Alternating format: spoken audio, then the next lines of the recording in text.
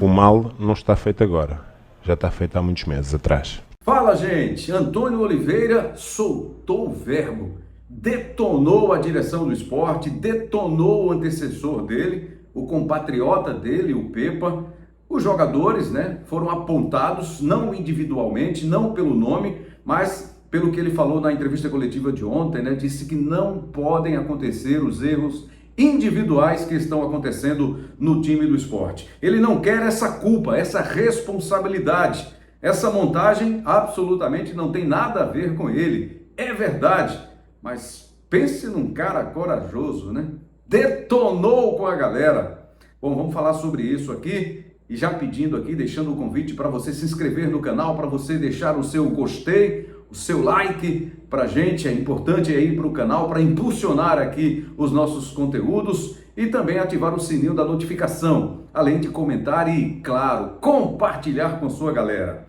Bom, você já está percebendo aqui algumas mudanças, Estamos em reforma para um estúdio bacana para trazer aí para você muito conteúdo. A ideia nossa é passar a ter conteúdo diário para você. A gente está aos poucos montando aqui a estrutura para a gente poder ter esse papo diário, muita conversa boa aqui sobre o futebol de Pernambuco. Às vezes o assunto não é tão legal, como é o caso agora dessa derrota do esporte, mais uma derrota. Falamos no vídeo anterior sobre o resultado, a derrota por 2-0 para o Ceará, como mais uma vez o time não foi bem, o time não foi eficiente e amargou mais uma derrota no campeonato. Segue lá afundado na zona de rebaixamento, na lanterna, o único time dos 20 do Campeonato Brasileiro que ainda não venceu nesta temporada. Já se foram 9 rodadas e até agora só 2 pontos conquistados. Mas voltando aqui ao assunto, Antônio Oliveira, o técnico do esporte, fez apenas o segundo jogo dele no comando da equipe, mais uma vez errou nas escolhas, e aí sobre a estrutura do time, num 3-5-2, entrando com 3 zagueiros, e ainda assim a defesa foi aquele chuá, No primeiro gol, o Chico cabeceou, rebateu a bola ali depois de uma cobrança de lateral para a entrada da área. A marcação estava frouxa no Lucas Mugni e ele não teve dúvida, bateu forte para fazer 1-0. E o Kaique França, hein? Já tem gente dizendo assim, como chama gol o Kaique França? Mas não é só um problema do Kaique França, É um problema coletivo, é verdade. É claro que a gente não consegue ver ou não viu ainda nenhuma defesa impossível, daquelas que, por exemplo, mas aí a régua é muito alta, Uma daquelas de Magrão, que fazia o impossível muitas vezes, essa ele não faz. É raro acontecer assim de uma grande defesa, uma defesa espetacular. Ele pega aqui, ali, aquelas bolas mais ou menos, razoáveis, mas não tem culpa nenhuma de estar aí no gol, de ser o responsável pelo gol que está disputando, de um time que está disputando a Série A do Campeonato Brasileiro nesse nível. E aí vem todos os departamentos, todos os setores, todos os compartimentos da equipe, A defesa mesmo com 3 zagueiros, que não mudou em momento nenhum. Ele até foi irônico em alguns momentos na entrevista coletiva depois do jogo contra o Ceará, inclusive questionado pelo nosso amigo Juan Torres da TV Globo sobre o esquema dos 3 zagueiros, por que ele não mudou, ele ficou do começo ao fim assim com os 3 zagueiros, e ele disse que era para perguntar para o Xabi Alonso, o espanhol, que está indo para o Real Madrid em substituição a Ancelotti, que foi campeão alemão na edição passada, na temporada passada da Bundesliga, da Alemanha. E aí o Xabi Alonso, que manteve o esquema com 3 zagueiros, trabalhava normalmente assim, e aí, ironicamente, eles têm que perguntar para o Xabi Alonso, porque mesmo assim com 3 zagueiros, ele conseguiu ser campeão alemão.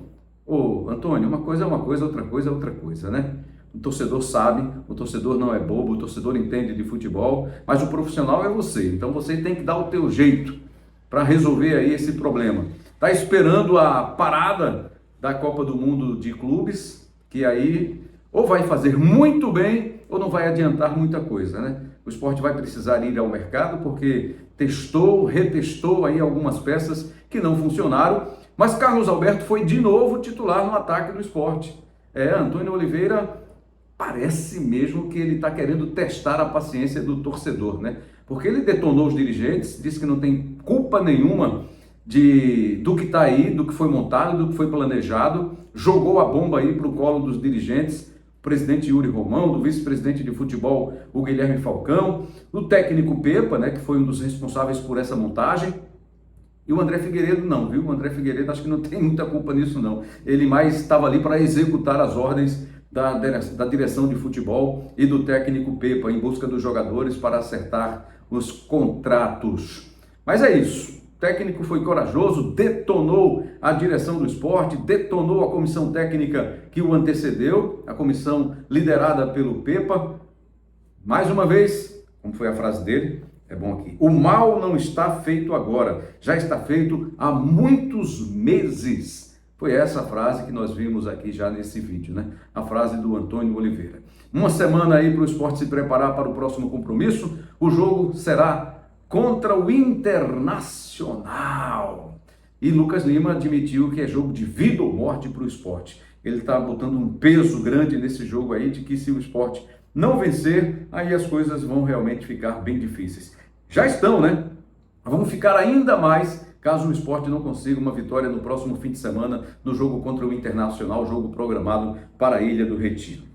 Olha só, falando aqui rapidamente aqui do Santa, o Santa venceu mais uma, chegou a 13 pontos, está liderando o grupo A3 da Série D do Campeonato Brasileiro. O Retrô conseguiu uma vitória importante sobre o Itabaiana, falando já da Série C, e o Náutico também pela Série C goleou o Ipiranga lá em Erechim, no Rio Grande do Sul, ontem no sábado, 4-0, ainda cheio de desfalques, viu? Vem motivado, animado para o jogo da volta contra o São Paulo, marcado para a próxima terça-feira. Estou percebendo uma mobilização grande dos torcedores do Náutico para acompanhar o time nessa partida contra o São Paulo na próxima terça-feira no Estádio dos Aflitos.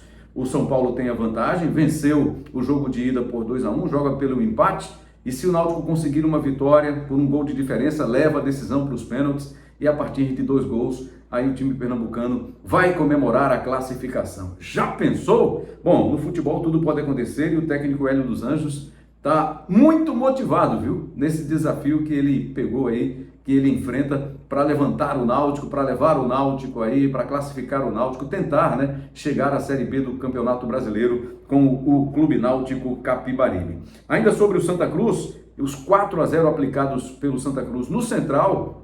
O jogo foi disputado lá no Lacerdão, na cidade de Caruaru, 2-1, o Santa abriu 2-0, fez 1-0 no primeiro tempo, gol do Giovani. O Thiaguinho no começo do segundo tempo fez 2-0, aí o Central ainda conseguiu diminuir, mas o Santa conseguiu levar o jogo até o final e garantir a vitória pelo placar de 2-1. Só para a gente trazer aqui a classificação do Santa, líder com 13 pontos, 5 jogos, 4 vitórias e um empate, segue invicto aí no campeonato o time tricolor. O Central caiu uma posição, né? Todos os jogos já foram encerrados, o Central caiu para o 4º lugar, mas ainda está na zona de classificação da Série D do Campeonato Brasileiro. Essa é a fase de grupos, a fase de classificação. São 8 times em cada grupo, e aí depois da fase de grupo vem as fases eliminatórias, né, os mata-matas, e aí serão 3 até o acesso para a Série C. Santa Cruz está na briga, o Central também está por ali, ocupando uma faixa interessante